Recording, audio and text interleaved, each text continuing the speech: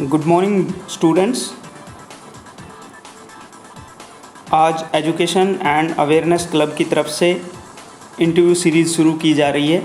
अपनी interview series में हम कम से कम 10 वीडियोस डालेंगे। ये वीडियोस आपको गाइड करेंगे कि जब आप किसी इंटरव्यू पे जाते हैं तो आपको किन किन चीज़ों का ध्यान रखना चाहिए।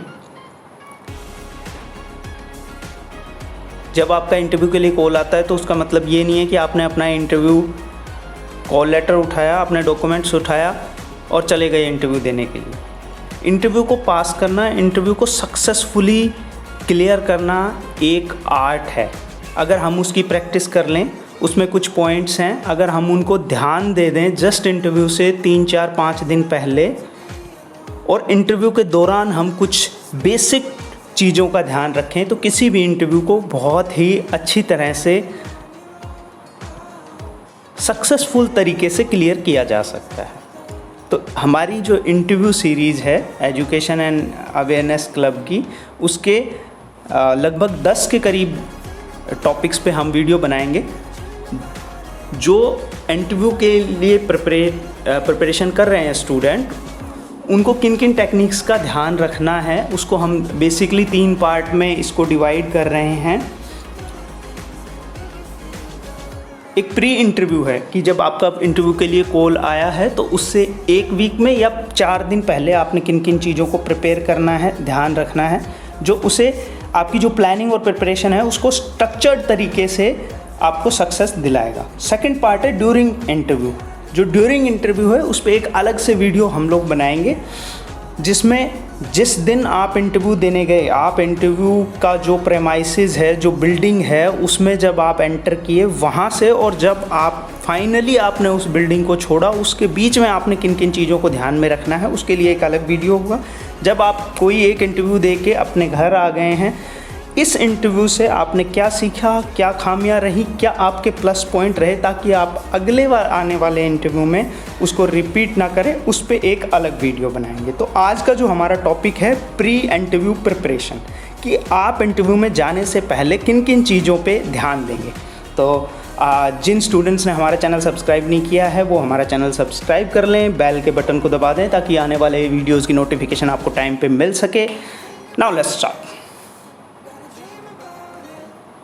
जब भी आपको इंटरव्यू देने के लिए जाते हैं, फर्स्ट प्रिपरेशन आपने करनी है कि उस जॉब की रिक्वायरमेंट क्या है, उस जॉब का डिस्क्रिप्शन क्या है।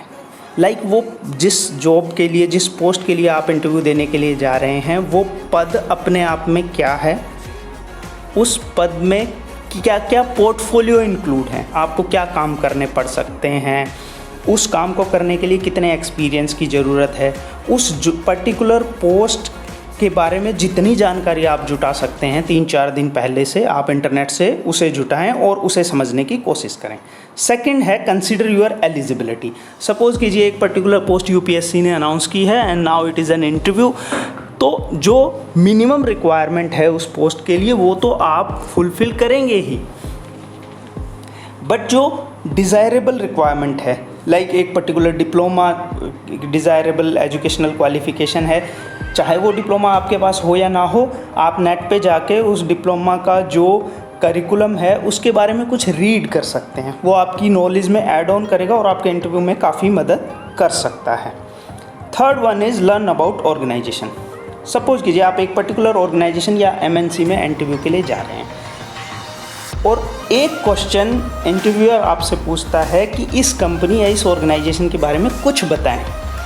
अगर तो आप पढ़ के गए हैं, प्रिपेयर करके गए हैं, देन आप बहुत ही अच्छे और स्ट्रक्चर्ड तरीके से उनके जवाब दे सकते हैं, उनके क्वेश्चन को आंसर कर सकते हैं। लेकिन अगर आप उनके ऑर्गेनाइजेशन के बारे में इंफॉर्मेशन, जो वैल्यूएबल इंफॉर्मेशन है, वो नहीं बताते हैं तो इंटरव्यूअर को लगेगा कि you are not a serious candidate. इसलिए जो ऑर्गेनाइजेशन है, जिस भी ऑर्गेनाइजेशन में आप इंटरव्यू के लिए जा रहे हैं, उसके बारे में डिटेल ज़रूर पढ़ें।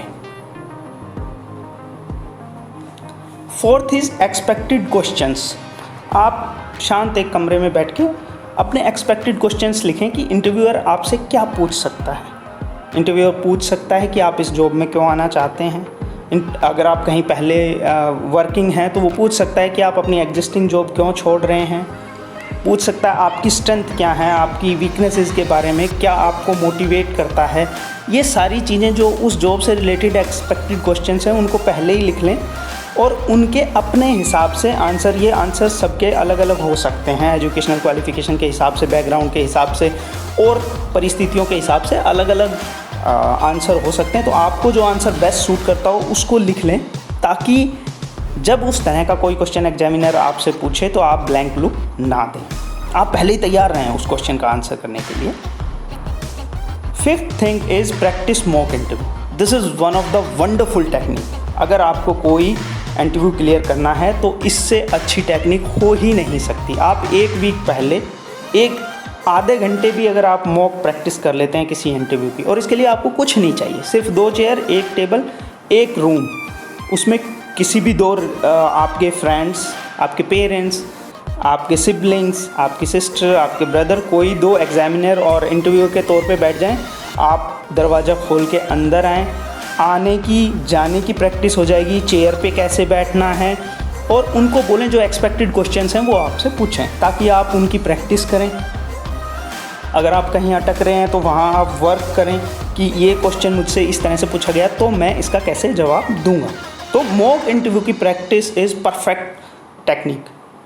Sixth thing is organise your documents. This is also very important.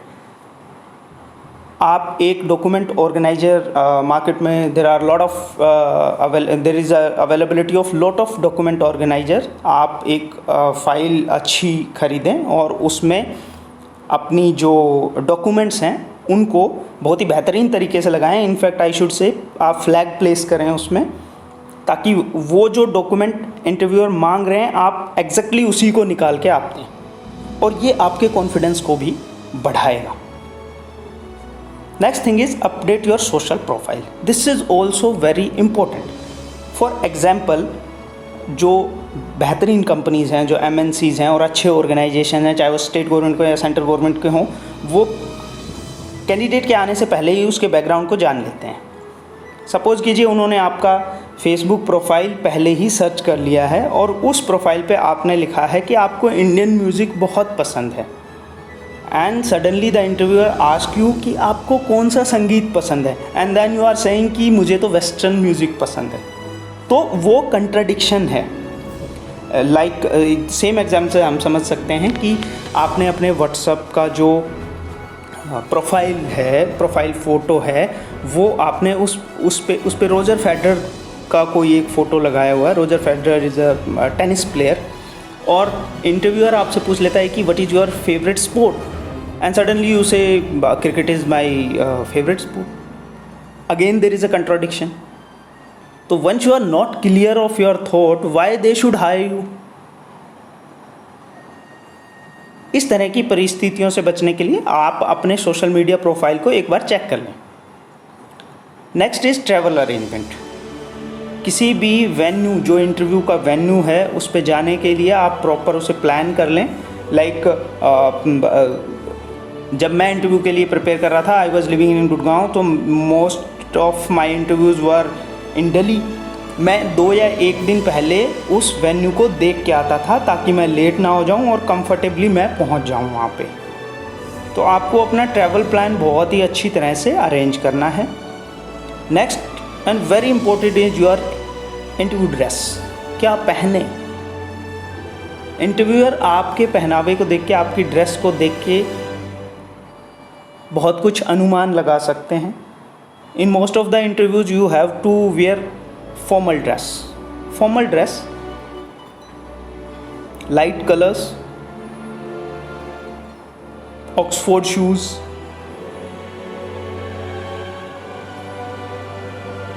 Basically कोई भी ऑर्गेनाइजेशन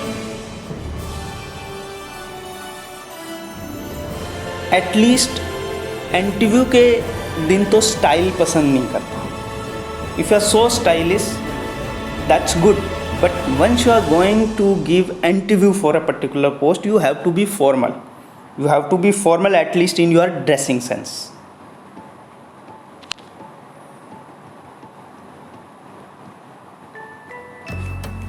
एक और इम्पोर्टेंट एस्पेक्ट है कॉन्फिडेंस। आप एक दिन में कॉन्फिडेंस को बिल्टअप नहीं कर सकते, लेकिन जो चीज़ें मैंने आपको 9 पॉइंट्स बताए हैं, अगर ये 9 पॉइंट्स आप एक वीक के लिए प्रिपेयर कर लेते हैं तो ऑटोमेटिकली वो आपको बहुत सारा कॉन्फिडेंस देंगे। And if you are already confident then वो आपके कॉन्फिडेंस में ऐड करेंगे। Next point is over confidence. हमें अपने ऊपर ओवर कॉन्फिडेंस नहीं होना चाहिए, एटलीस्ट इंटरव्यू में तो बिल्कुल नहीं होना चाहिए, अदरवाइज एग्जामिनर और इंटरव्यूअर विल जज यू, तो वो आपके अगेंस्ट में जाता है। Next is about nervousness. थोड़ा सा नर्वस होना चलेगा, बट आपको बहुत नर्वस होने की ज़रूरत नहीं है। Maximum what they can do, they will not hire you, but that is not the end of life. तो बहुत ज़्यादा नर्वस होने की ज़रूरत नहीं है। आप बार बार प्रैक्टिस करेंगे, मॉक प्रैक्टिस करेंगे तो आपकी नर्वसनेस भी चली जाएगी।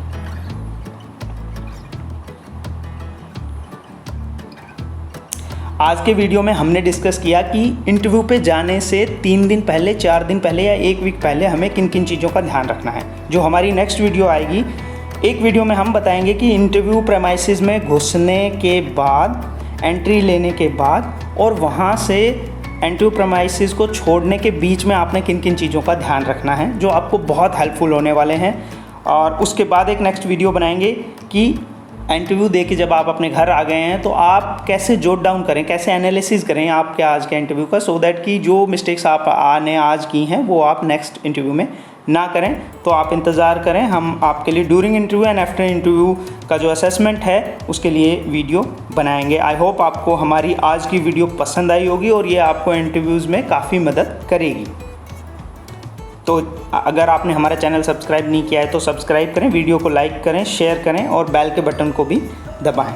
Thank you so much for listening.